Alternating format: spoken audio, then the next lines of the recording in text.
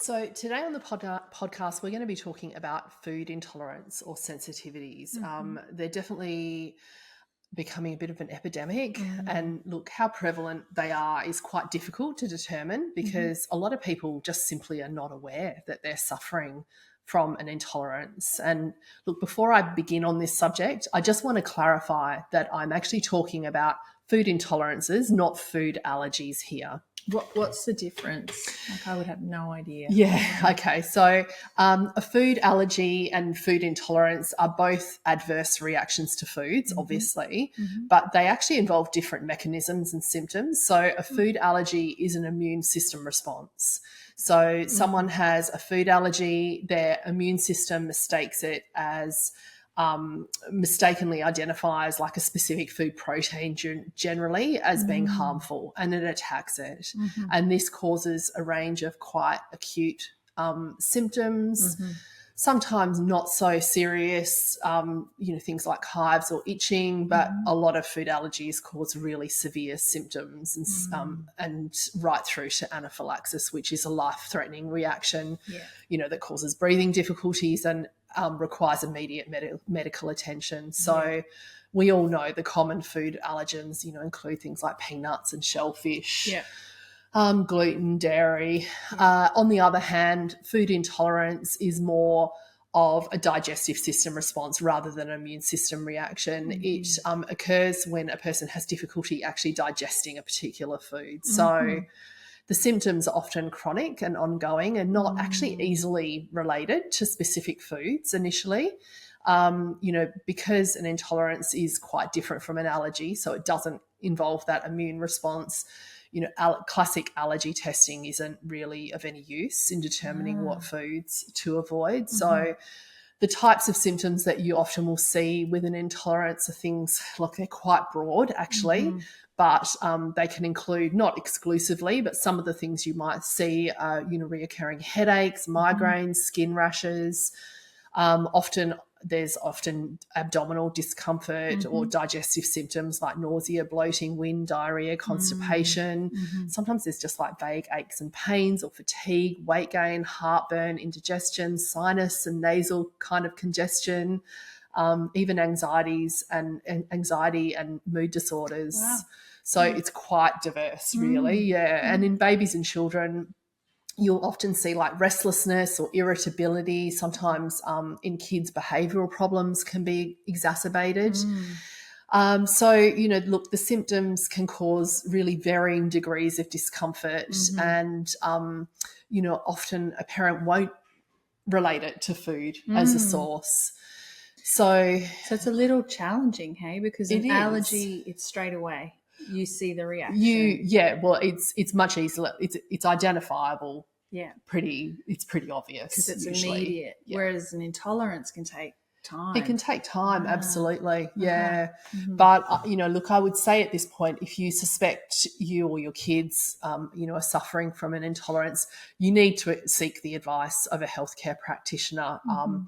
It's beyond the scope of this podcast, really, to Mhm. explain the complexities of determining if a food intolerance is causing your symptoms. Mhm. But yeah, speaking with someone that can help you, I think is definitely the best approach. I think having that Mm. objective opinion or that objective view, Yeah, when you're, looking at, even for myself as a naturopath, if there's something going on with my kids, I don't try and treat it myself yeah, on the whole, unless yeah, it's an acute condition like, a cold or something. yeah.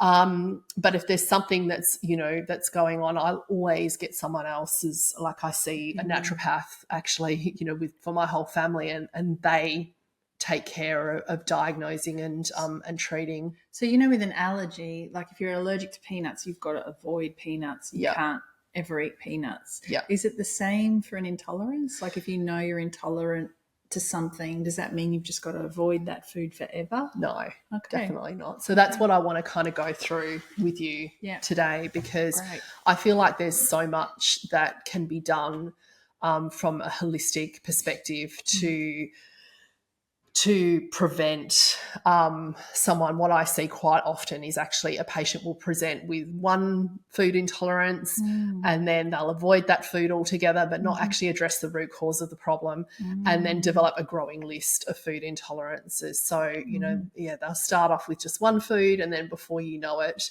there's a whole host of foods that they're intolerant to. And look, whilst avoiding the irritating food or chemical is important, I don't believe that that is the end of the story. I really believe that steps need to be taken to reduce your overall chemical load across all foods and all chemicals generally. Does that mean it's not generally necessarily about the food? Sometimes, absolutely. Yeah, I mean, look, when I talk about chemicals as well, like there are chemicals, naturally occurring chemicals like phytochemicals in food. So they're like plant-based chemicals that are part of a food. Yeah. So all food is made up of chemicals. Yeah. I suppose I'm not talking about chemicals as in, pesticides and toxins necessarily. They can be naturally occurring chemicals that our bodies can react to. Yeah. I think that, whilst, as I said, just reducing or eliminating that kind of offending chemical of that offending food is good in the short term. In the long term, there's a whole lot more to food intolerances and just supporting your body to develop a greater ability to tolerate particularly natural foods. It upsets me when I see people who aren't able to eat a host of really nourishing good for you foods. Especially when that list of foods, I've seen patients who have come to me who have such restricted diets and they're becoming more and more sensitive. I think of me when I had chronic fatigue syndrome and I had to really restrict my diet and my whole joy of food went. Yeah, absolutely. And I think it's the saddest part for me, without a doubt. Yeah, totally. And look, for a growing child as well, food variety, having a good variety of nutrients from a lot of different sources is really important. And, in talking about food intolerance, often when a child develops food intolerances, they can become picky because they associate food with discomfort and with and with causing them distress in some sort. And then bloated. And then also, their parents also become really hypervigilant and stressed around certain foods with their kids. So it can actually contribute a lot to the development of picky eating habits. But, that's what I really just wanted to talk to you today about, what you can do to actually improve the underlying cause of intolerances, because it isn't enough to just say, look, my child can't eat this, and this. And often by doing that, as I said before, you'll end up just with an increasing list of foods, which is just stressful. As I said, it's stressful for you as a parent, but definitely stressful for your child as well. So then they're different again. Hey, totally. I can't eat this. Absolutely. It can set up a really vicious cycle. So the very first thing that I suggest is that the digestive system needs to be looked at, again, with the help of a practitioner, preferably. Having an efficiently functioning digestive system is just quintessential to resolving food sensitivities and being able to jump off that roundabout that food intolerance often does become. So, as I said, for most people, seeking the help of a naturopath or a herbalist is going to really fast track this process and just ensure that you're targeting the right parts of your child's digestive system. But also, as I said, just having that support, I think, is just so important. That objectivity is so important. I agree. Dr. Google, you can end up wasting a lot of money with something that could be resolved quite quickly. The digestive system is something that responds really, really well to a lot of natural therapies. I know from personal experience that there's a lot that can be done to support a digestive system that isn't functioning to capacity. So, we have covered digestion in a previous podcast. So there are lots of simple strategies for improving the function of your digestive system and your kids' digestive system, like everyday things that you can do. If you have any type of food intolerance, if you suspect that's the case, then it's really critical that you're doing everything that you can to support your child's digestive system in every way possible. And as I said, sometimes those daily things are enough. Look, as I said, sometimes you'll need extra support, but sometimes it's those day-to-day things that we do cover in that podcast on digestion in detail that, it's one of our much earlier podcasts. So you just scroll back and, you'll find it. I'll try and put it in the show notes, actually, which one it is. The next thing that's important for intolerance is actually to try and clean up your child's diet, like eating, a diet with food that's in season, that's locally produced if possible. If possible, organic and whole foods is really critical. Even as I said, naturally occurring chemicals can cause food intolerances, but if you can reduce the overall chemical exposure that your kids are exposed to, you will find that your body won't be as triggered by those naturally occurring chemicals. Makes sense. It doesn't have to work as hard to Totally. process. Absolutely. It's not toxic chemicals. Exactly. It can focus on the things that are important. Like digestion. Exactly. Rather than being distracted by the myriad of chemicals that we have. Oh, absolutely. And that's, genetically, it's strange you've brought up glyphosate, because I just wanted to just touch on genetically modified foods that, I've actually read that there's been a 400% increase in allergies and intolerances since GM foods were introduced. Yeah. I'm not sure if that statistic is accurate, but I definitely know that, from my own experience as a naturopath, it's over 25 years now. I've been a naturopath and I have a lot of friends that are still practicing naturopaths. Yeah. We can all clearly recognise a massive increase in the development of food intolerances in both adults and kids. And unfortunately, our labelling laws are really crappy. The only way that you can really be sure you're not consuming genetically modified food is to avoid all packaged and processed foods. This is in Australia. In other parts of the world, it's different, but in Australia, that's the case. But especially avoiding things like vegetable oils, including soybean oil, corn oil, canola oil. Often they are just labelled as vegetable oils though, so you don't always get that clarity, but that's one way you can be assured you're not exposing yourself to genetically modified food. Anything of corn derivative, including high fructose corn syrup, because corn is heavily genetically modified. Sometimes, again, that's just labelled as sugar. So, even to be honest, you could go crazy with this stuff. Even what we eat, often, the meats that we eat are eating grain from genetically modified crops. So grain-free meats, grass-fed meats, meats that aren't fed grain is probably your best way to ensure that you're not being exposed to genetically modified foods. The next thing is lots of variety. And I really believe that by rotating foods, you'll automatically reduce your exposure to any one chemical, whether naturally occurring or not. Do you have a way, could you talk us through rotating foods? Yeah, so when I think of rotating foods and increasing variety in my own family's diet, when I shop for produce, as I said, I'm trying to buy things that are always in season. They're not imported from overseas. They're always locally grown. We're lucky in Australia that our food labelling laws require fresh produce to be labelled where it's grown. So even if you're not shopping in a farmer's market, you're shopping at the supermarket, you can see that it's Australian.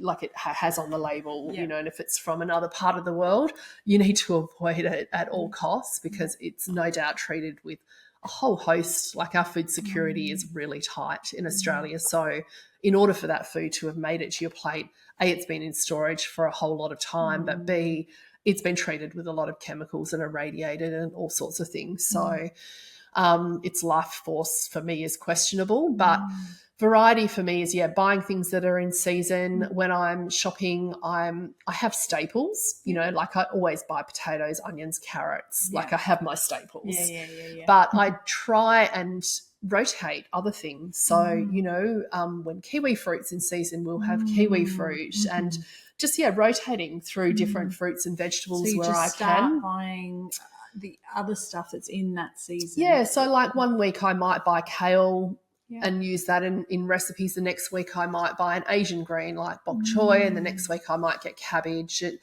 Just slight variations. And then with protein as well, when I'm kind of thinking about what we're going to eat or even formally planning a meal for the week, I rotate even the proteins. So, we'll have fish one night, chicken one night, lamb, beef, vegetarian night, like legumes. And just, again, just trying to rotate as much as possible. And sometimes, I'll find myself and it's like, oh, my God, we had chicken at lunchtime and then we're having chicken for dinner. It just happens to be that way. I don't drive myself nuts with it, but just trying to, again, if we have kind of it was like last night we had rice, so let's tonight have quinoa with the curry, or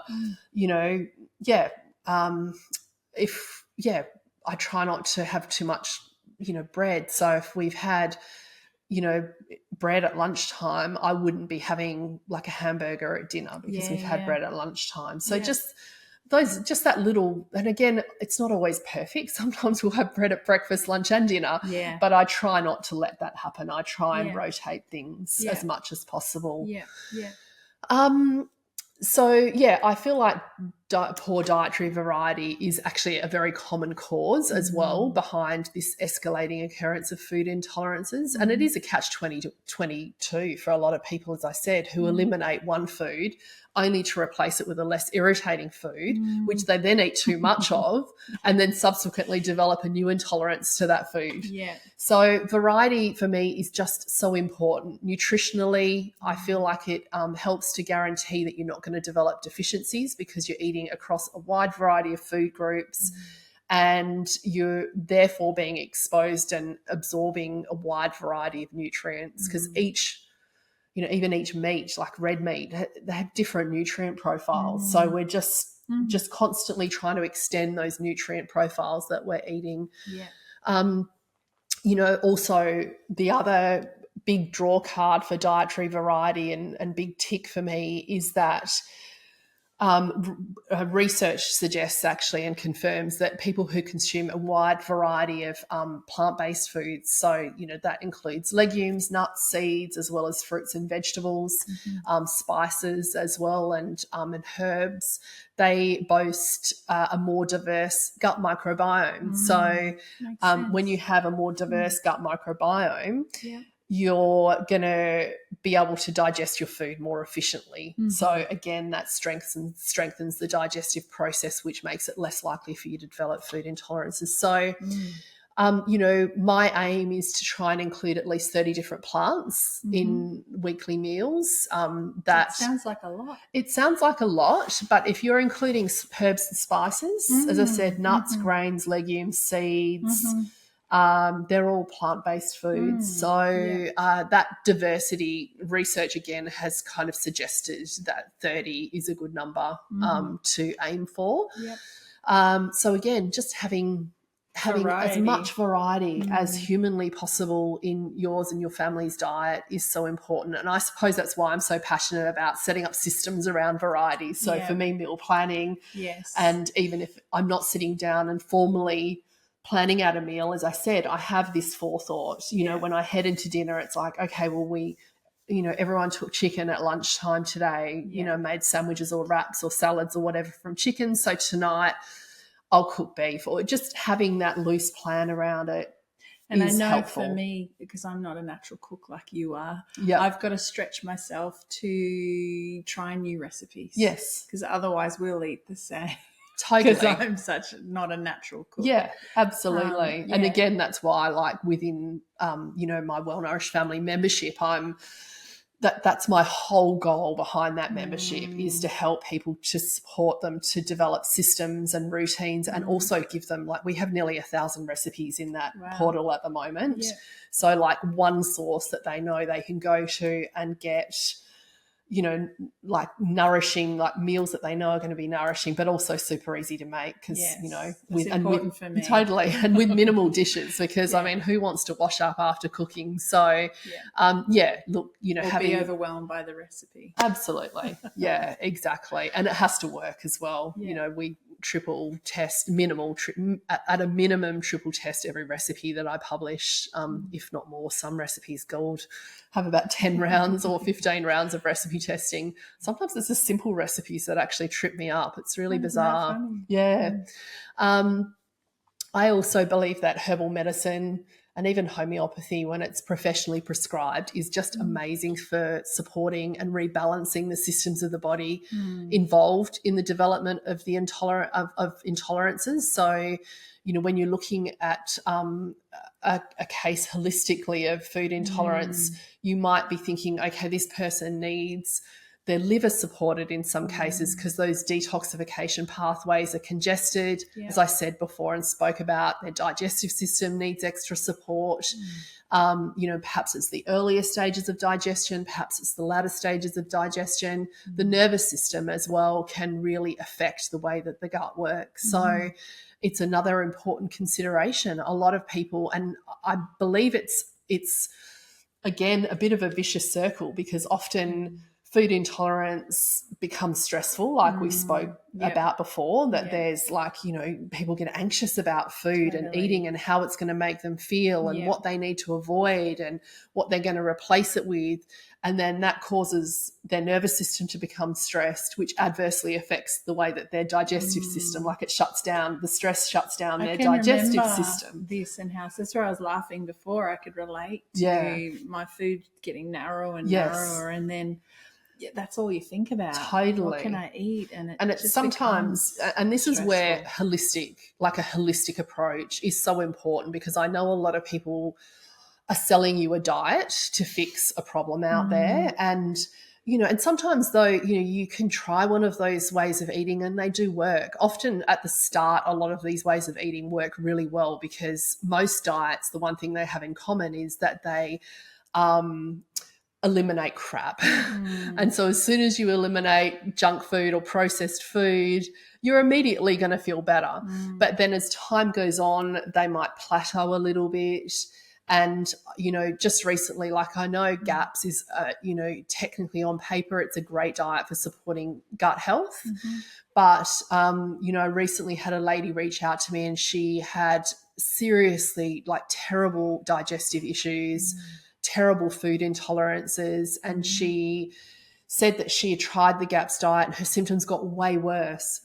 But in speaking to this lady, it actually became apparent that the root of her digestive issues actually wasn't stemming from the gut. She'd had a lot of trauma in her life and her nervous system was in a really bad way.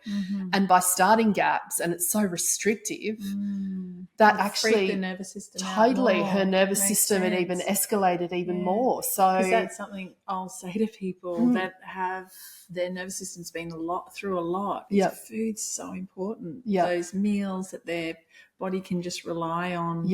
Food and structure and routine. So, wow. Yeah, so, as I said, getting the help of someone, and because as I said, the root cause of digestive issues and food intolerance can vary a lot from person to person. So a skillfully, trained or an experienced naturopath definitely, or nutritionist or herbalist is in a really great position to be able to help to support your health in a really safe and effective way, rather than, again, you just relying on Dr. Google or the latest kind of fad diet.